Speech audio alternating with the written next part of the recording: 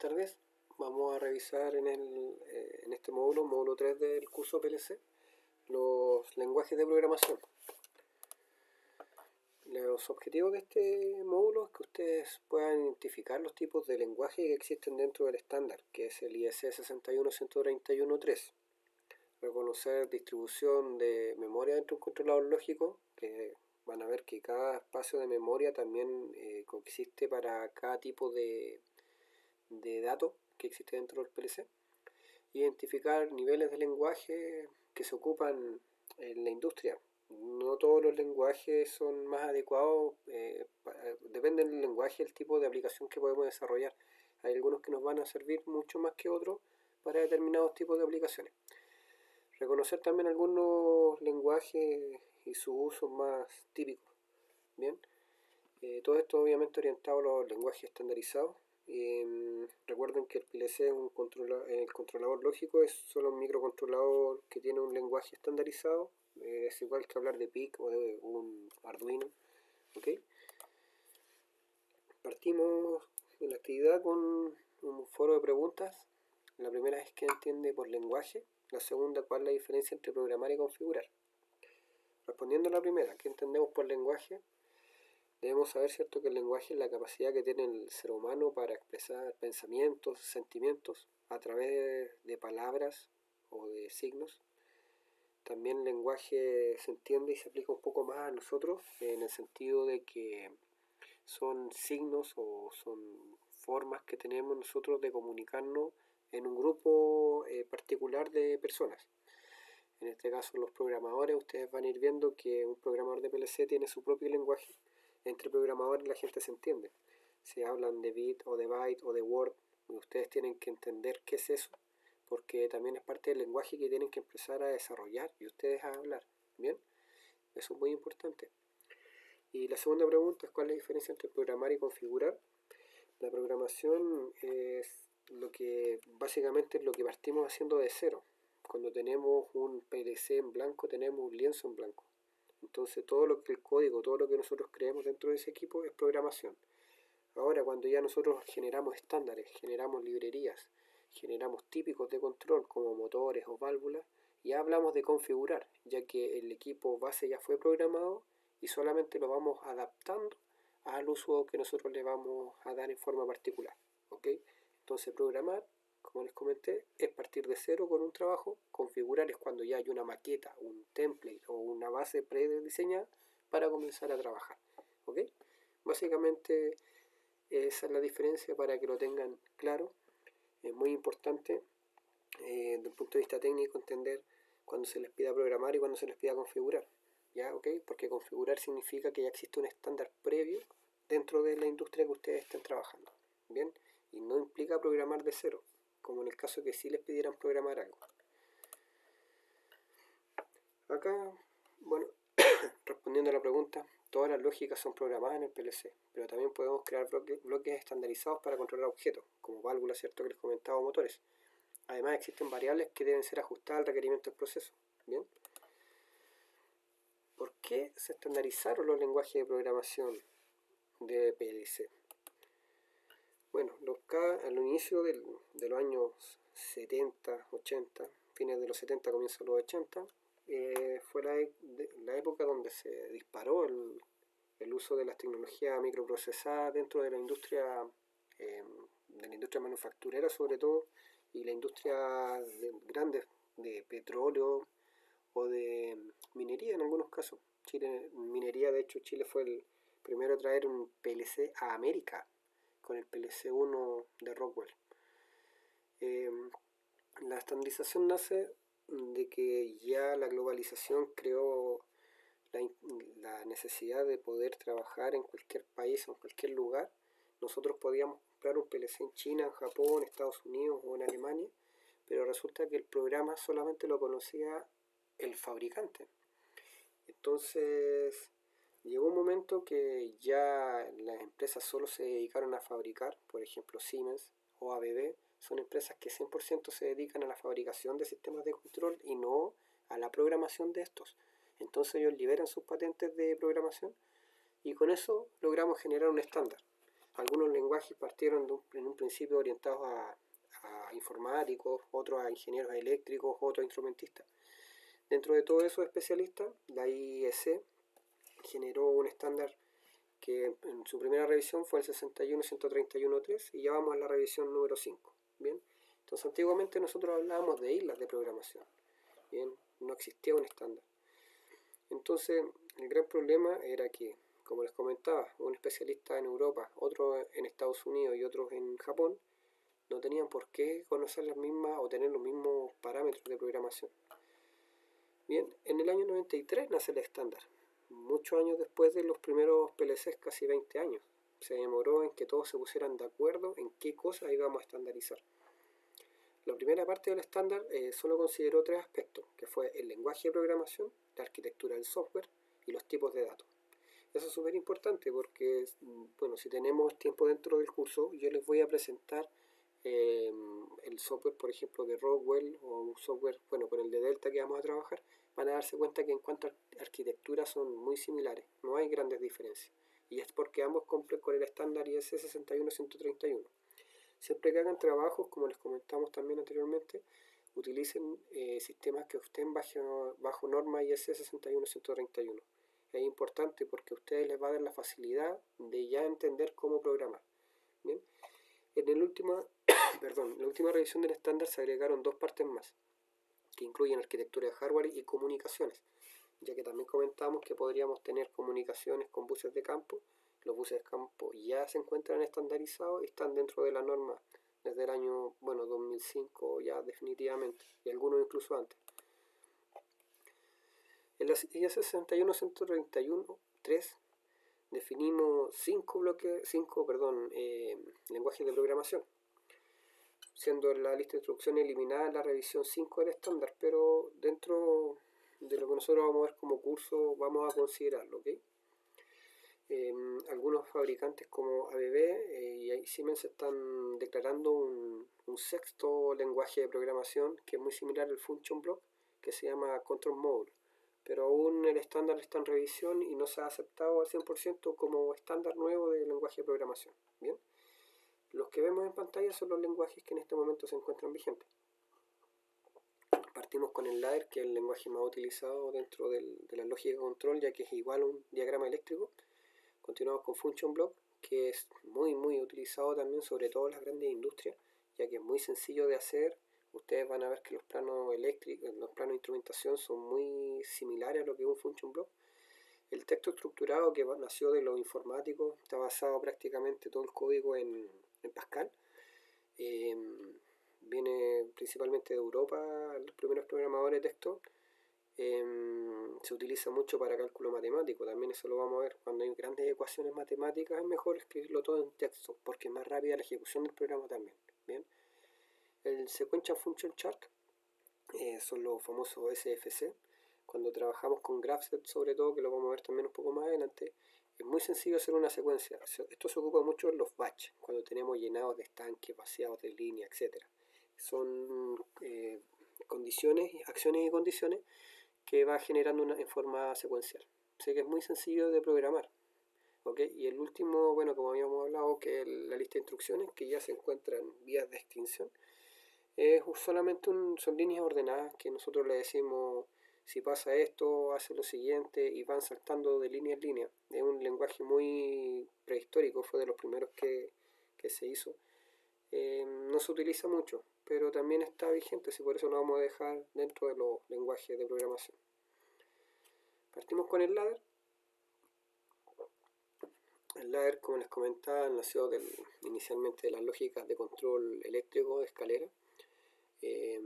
Se hizo por la necesidad de que muchos técnicos e ingenieros eléctricos comenzaron a migrar sus tecnologías, sus gabinetes hacia PLC, hacia microcontroladores. Ellos no entendían Pascal, no conocían programación tan avanzada, entonces se buscó un lenguaje que fuera muy amigable con su trabajo cotidiano. Con esto nació el ladder, donde nosotros un esquema eléctrico lo podíamos transformar a un esquema de control. Como ustedes pueden ver acá, una lógica eléctrica, ¿cierto? Un interruptor abierto y otro cerrado a una ampolleta, en este caso, tiene un equivalente el ladder que es prácticamente lo mismo. Ustedes toman el ladder, de la manera que está, o sea, perdón, el esquema eléctrico que está en manera vertical, lo dan vuelta horizontal y les queda un ladder. Bien, las lógicas de relé eran las más utilizadas por los ingenieros eléctricos, sobre todo en Norteamérica. Como ustedes pueden ver este diagrama de acá de un ascensor, ustedes si lo invierten de manera horizontal van a ver que es un ladder uno a uno, solamente cambian la simbología de contacto abierto y cerrado, pero muy sencillo de programar, sobre todo cuando se cuentan con diagramas eléctricos. El segundo es el diagrama de bloque. El diagrama de bloque es bastante interesante porque genera una fusión entre el diagrama eléctrico y los diagramas de instrumentación. Acá ya el diagrama es un poco más simbólico, no es tan directo como en el caso del ladder, que nosotros vemos el contacto abierto y cerrado. Acá trabajamos con lógica, por eso en nuestro diagnóstico nosotros consultamos cuál era su nivel de conocimientos de lógica booleana. Los diagramas de bloque función es lo que se ocupa en las grandes industrias, las grandes empresas de ingeniería se trabaja todo con function block. Ustedes no van a encontrar ladder en las industrias grandes, ¿ya? Por eso es importante que lo conozcan. Como les comenté, todo viene de la base de la lógica booleana, con puertas lógicas, las típicas que existen tanto en norma ISO como en Latin, que es prácticamente lo mismo. Bien. Y tiene ciertas normas, los diagramas de bloque. Acá no se ve muy bien, pero tratemos de usar nuestra imaginación. Pero todos los bloques, por ejemplo, si vemos el PID que está acá al centro, primero el bloque tiene que tener un nombre. Acá arriba podemos cargarle su nombre.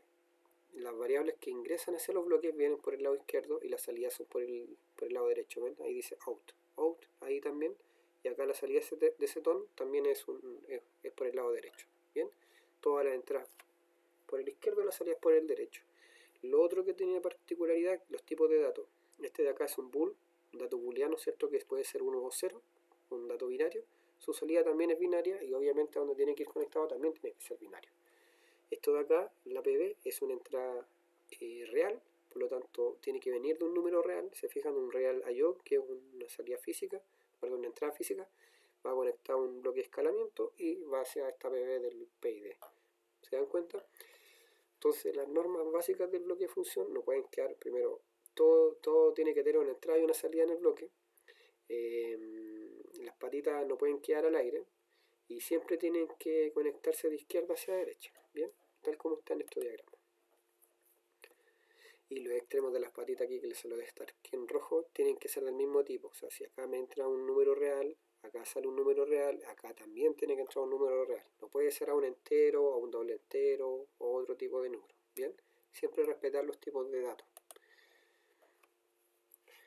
Los bloques de función además se pueden configurar. Nosotros en el PLC Delta también podemos crear bloques de función. Acá tenemos un bloque creado que es un bloque librería del tipo AI, es una entrada análoga. Se fijan que incluso podemos crear hasta alarmas, niveles de salida, por ejemplo, niveles low, low, low, high, high, high. En la entrada el value está metido como un texto estructurado, una variable estructurada. También podemos estructurar variables, que es algo bien interesante. Y tenemos abajo el Interaction Part, que es donde se configura todo este bloque. Acá al costado derecho podemos ver los tipos de datos que corresponden a cada patita. Por ejemplo, el nombre es un string, la description es un string, el simulador es un bool, ¿se fijan? Como dijimos, cada patita tiene que ir conectado al dato que corresponde, ¿bien? Al tipo de dato que corresponde. Acá otro bloque de función un poquito más simplificado. ¿Ven? Eso es lo que tenemos en cuanto a diagramas de función. Es muy sencillo, como les digo. Acá ya esto es mucho más amigable para programar. Acá tenemos un bloque típico de DI y DO. Viene la señal de terreno, en este caso la DI. Entra acá. Nosotros podríamos forzar en 1 o en 0 o generar alarmas en 1 o en 0. Bien. Y la salida conectarlo hacia la lógica. Lo mismo para una DO, una señal que viene desde lógica, podemos forzarla, generar alarma, etc. Y después de eso, después de ese tratamiento, podríamos ir hacia terreno. A veces acá también se colocan filtros de tiempo u otro tipo de cosas dentro de estos bloquecitos que uno mismo fabrica. Acá tenemos otro ejemplo de bloque PID, este de un PLC Rockwell. Se fijan, Acá tenemos las variables de entrada, son del tipo real, son con punto decimal, se fijan, punto flotante todo. Tiene que entrar a una patita aquí de punto decimal también. Lo mismo con las booleanas, tienen que entrar a un tipo de bool, etc. Bien. El siguiente lenguaje que vamos a revisar acá es el de texto estructurado. El texto estructurado es muy sencillo, ya una vez que uno maneja algunos conceptos básicos de programación. La gran mayoría de los buenos programadores les encanta trabajar en texto estructurado. Existen tipos de funciones, podríamos llamarlas así, que, o como le dice acá, declaraciones complejas o instrucciones anidadas, que no podemos conseguir de manera tan directa dentro de un ladder o de un function block, como por ejemplo generar bucles, hacer un repetir, o mientras tanto, o si pasa esto en caso de esto, o funciones matemáticas como extractores de raíz cuadrada, seno de equipos, módulos de otras variables, etc. Es muy poderoso el texto estructurado. Ahora, desde el punto de vista del mantenimiento, es una muy mala herramienta porque es muy difícil de seguir una señal dentro de texto estructurado. Tienes que ser un muy buen conocedor para poder llegar a una solución de un problema, para resolver fallas.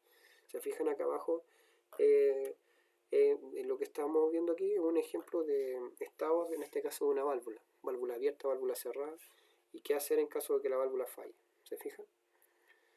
También hay esquema eléctrico, también se puede pasar a texto estructurado de manera sencilla. ¿Bien? Esto que ven acá es un programa real, lo levanté hace un poco tiempo atrás, tuve que hacer un trabajo de convertir esto a bloques de función claro, porque ya un texto estructurado, muchas plantas no lo quieren, en muchas empresas no lo utilizan porque es muy engorroso. Se fijan acá, es todo un tratamiento matemático de niveles y etcétera, bajo ciertas condiciones de nivel, de flujo. Una bomba, en este caso era la PP15, tomaba ciertas acciones de control. Bien, el texto estructurado, lenguaje bien amigable, no tiene ningún problema en cuanto a comprensión si ustedes entienden los conceptos básicos de programación. Esto igual que un Arduino, los vamos a ver muy rápidamente para que ustedes se den cuenta que no tienen nada complejo y no se asusten. Lo primero que ustedes ven que es el slash con un asterisco, perdón, eso indica comentario. Todo lo que está acá es un comentario. ¿Se fijan hasta dónde termina eso? En algunos PLC se ocupa el símbolo de paréntesis, en este caso es con ese símbolo. Bien, entonces acá tenemos el comentario que nos dice que está en esa ruta, ¿cierto?, guardado el programa, y nos da alguna información sobre la revisión y la última vez que se modificaron. Este programa la última vez fue modificado el año 2002. El programa está diciendo acá que se llama el límite de proceso, ¿cierto?, de la PP15. Lo siguiente que tenemos, luego de darle una descripción a nuestro programa, lo que tenemos acá es que devbar en nuestra tabla de variables. Igual que en el Arduino, no sé si han fijado, en la primera parte nosotros declaramos variables y constantes, en el texto estructurado es lo mismo, porque está basado en Pascal. En el caso de Arduino es Wiring, pero también viene de una base de Pascal y Java. Entonces, Pascal y Java, perdón. Es como prácticamente lo mismo, son primos lejanos. Entonces, se fijan acá, tienen todas las variables declaradas. Los tipos de variables, en este caso las de acá son reales, las de acá son enteras, ¿se fijan? Que es muy importante. Acuérdense que cada variable tiene que ir con el tipo que corresponde, una entera con una entera, una real con una real. Bien, acá viene una subrutina de error. En este caso no está haciendo nada. Esto es un saldo todo condicionado que dice que en caso que haya una falla se ejecuta esta rutina. Esta rutina se está ejecutando acá, ese wait está esperando cada un segundo, lo vuelve a ejecutar dentro del programa. Entonces, en caso que pille un error, se va a ejecutar esta subrutina. El main body en este caso también está comentado, se fijan, entre los símbolos acá, es un comentario. Esto de acá es el programa. Bien, aquí comienza. Entonces te dice que lo primero que va a hacer es ir a seleccionar los límites, va a ir a revisar estos valores. Si esos valores son distintos de 0, va a volver a ejecutar. Y ahí va a estar ejecutando hasta que el valor esté dentro de los rangos que ellos tienen seteados. Luego viene para acá, chequea que las válvulas para abrir la bomba 11, ¿cierto?, estén ok. Viene estos hits, que son los switches de abierto y cerrado. Está revisando el status que esté en open. Si el status está en open, entonces toma esta operación de acá. El PID de este control de nivel setea su salida en 90. Y el de este otro control de nivel que es, bueno, perdón, es el mismo en realidad, pero este está seteando la salida alta en 90 y la salida baja en 40. Bien, y así va ejecutando hacia abajo. Luego finaliza en el end que está acá. Y siempre se está ejecutando. Esto es un programa cíclico y el de acá, que es el de falla, es acíclico. Se fijan, en un programa muy sencillo. Ahora, todo esto nosotros nos solicitaron, no es solamente esta hoja de programa, eran muchas hojas de programa, se modificó y se pasó a bloques de función. Bien, pero eso es texto estructurado. El SFC es uno de los programas más sencillos, métodos mucho más fáciles de programar, está basado en GraphSet.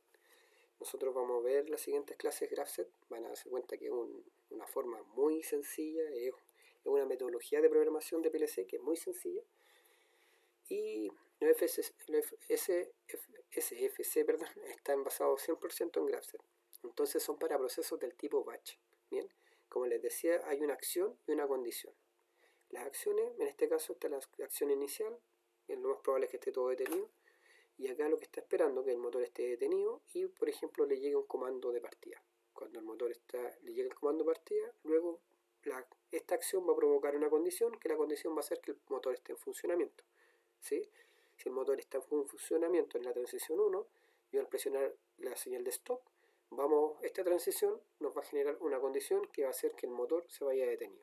Bien, y si el motor está detenido, el motor vuelve al principio. Bien, muy sencillo, muy amigable, muy fácil de configurar. También lo vamos a ver. La idea es que ustedes suelten la mano con estos tipos de lenguaje, no se asusten, la máquina virtual está para jugar y está disponible completamente para que ustedes prueben esto. Bien, acá hay un ejemplo de proceso batch de un reactor. Como les decía, siempre se ocupa batch para cargas de estanque. Las industrias por ejemplo, yo trabajé en industria de yogur, de lácteo. El yogur funciona, se hace en batch porque son etapas, primero de pasteurización, luego de enfriamiento, luego una etapa de fermentación, luego una etapa de maduración y una etapa de envasado. Entonces va en batch todas las cargas y descargas de estanque. Bien, en este caso un reactor, si se fijan acá, parte de una condición inicial, que esto está en la parte de arriba. Luego viene una acción que nos dice que al chequear el reactor tiene que estar vacío, ¿cierto? Si está vacío va a cargar 2000 libras de un reactivo tipo A. Si no está vacío va a drenar el reactor y va a volver a preguntar, ¿está vacío? Ok, está vacío. ¿Se fijan? Bien, si está vacío, carga este reactivo. Cuando la carga se completa, carga el siguiente reactivo. Cuando eso se completa, tiene dos caminos, ¿cierto? Esto va a ir a monitorear por acá primero, bueno, en ambos en realidad al mismo tiempo. Va a ver si la temperatura está en 100 grados y la presión tiene que estar en 5 psi. Bien, cuando se cumplan ambas condiciones, la temperatura y la presión, entonces viene la siguiente parte que dice esperar 120 minutos. Bien, para que todo el reactivo haga efecto. Cuando ese tiempo termina, se saca una muestra, ¿cierto? Un sampleador, que le llaman un sampler. Bien, entonces tú al elegir acá en la muestra el sampleador te dice que tienes dos opciones de transición, que la muestra salió buena o que la muestra salió mala. Si la muestra sale mala, vuelve a esperar 120 minutos más y vuelve a tomar otra muestra. Si la muestra sale bien, se descarga y se termina el batch. ¿Se fijan? Muy sencillo, muy metódico, paso a paso, muy fácil de configurar. Acá tenemos un proceso de llenado de estanque. Bien, acá se fijan que este es un espumante secundario para una planta minera, ¿cierto? Esto es real, es un proyecto real que trabajé. Esto es una pequeña parte sí, del proyecto, no es completo. Tenemos un estanque de 55.000 litros con un camión aljibe que trae el espumante secundario, una bomba de impulsión y un flujómetro. Bien, y tenemos que llenar este estanque de acá. Esto es una lógica súper sencilla, se fijan que no tiene mayor ciencia, por lo tanto se puede hacer con un ladder sin problema. Se fijan, en nivel bajo acá del estanque, si no está en nivel bajo tenemos el botón de partir, y no está en nivel alto la bomba va a partir. Al presionar el parar o si el nivel alto está en 1, la bomba se va a detener. Tan sencillo como eso. Bien, acá ya hay un proceso un poquito más complejo. Se fijan que es un camión y aquí estamos descargando ahora a 2 estanques, pero estos estanques deben seleccionarse por nivel, ya que el estanque del camión aljibe, el contenedor, tiene una capacidad, tiene que ser capaz de entrar en alguno de los dos equipos. Bien, ahí queda como consulta qué tipo de lenguaje es el más adecuado para este tipo de proceso, para el vaciado de este camión. Bien, lo dejamos para que ustedes lo vean. Bien, en este caso lo que se eligió fue hacerlo con bloques de función. Se fijan que se toman los niveles de los dos estanques y a las válvulas que están acá se les configura un permisivo de apertura. ¿Qué significa esto? Que si el nivel está en alto, la válvula no me va a permitir abrir. ¿Se fijan? ¿Qué significa eso? Que la válvula, para que abra, para que yo pueda enviar reactivo hacia este estanque, el nivel no tiene que estar en alto. Debe tener capacidad suficiente para vaciar hacia ese estanque o lo mismo hacia el otro. Bien, como es solo una bomba, también la bomba tiene que tener disponibilidad de nivel alto en alguna de las dos válvulas, o sea, alguna de las dos válvulas debe poder abrir, ¿cierto? Y ahí recién me va a dar el permisivo de partida de esa bomba. ¿Se entiende? Yo debo tener alguna de las dos válvulas, esa o esa, para poder partir la bomba. Por eso tengo una compuerta OR acá, porque es ese camino o ese camino. Bien, espero que se entienda bien. Y este es un proceso batch. En la carga de Santato, acá se fijan, es un poco más grande. Son 3 preparadores de Santato que distribuyen a 2 estanques. El mismo criterio que se hace en las pantallas que vimos en los pines del día anterior, que la preparación, estas son de 45.000 litros, pero estos estanques son de 55.000. Por lo tanto, no caben 2 preparaciones en un estanque. Bien, entonces va a caber una completa, ¿cierto?, en uno y un poco, y en el otro va a caer otro poco. Y esto a su vez está yendo al consumo de planta, entonces se van a ir vaciando. La preparación acá se fijan que es 100% batch, la preparación de la entrada. ¿Por qué? Porque acá nosotros cargamos Santato que está en polvo por este feeder, que es una correa con un pesómetro, que el pesómetro nos indica cuántos kilos están pasando. Agregamos agua, tiene un motorcito, un agitador, esto se bate, cuando llega al nivel alto se detiene. Y luego nosotros seleccionamos a cuál de los dos estanques vamos a vaciar. Bien, ese es un proceso batch, ¿se fijan? Acá se explica paso por paso que estén los permisos para poder mover los equipos y ahí va cumpliendo ciertas condiciones. Bien, esto lo pueden ver con más detalle en la diapositiva, en la PPT del curso. Bien, actividad. Acá tenemos una actividad, más que nada de pensar un poco para que ustedes vayan interiorizando todos estos conceptos. Pensemos que trabajamos en una empresa de ingeniería, bien, y nos están pidiendo estandarizar nuestros métodos de programación. Entonces, lo primero, ¿qué lenguaje usted recomendaría para procesos en batch? ¿Qué lenguaje usted recomendaría para cálculos matemáticos? ¿Qué lenguaje usted recomendaría para realizar diagramas eléctricos? ¿Y qué lenguaje usted recomendaría para realizar librerías? Bien, ¿usted cree que existan bloques que se puedan estandarizar? Por ejemplo, un bloque de I, un bloque de O, AI, AO, bloques de motor, etc. Como les digo, siempre en la empresa de ingeniería es bueno tener estándares, ¿ya? A la medida que las empresas van creciendo, sobre todo las más pequeñitas, siempre empiezan muy desordenadas y después se dan cuenta que para todo es necesario tener estándares. Bien, esa es la presentación del curso de este día, espero que les haya gustado. Bien, cualquier duda o consulta, nos vemos en clase. Saludos.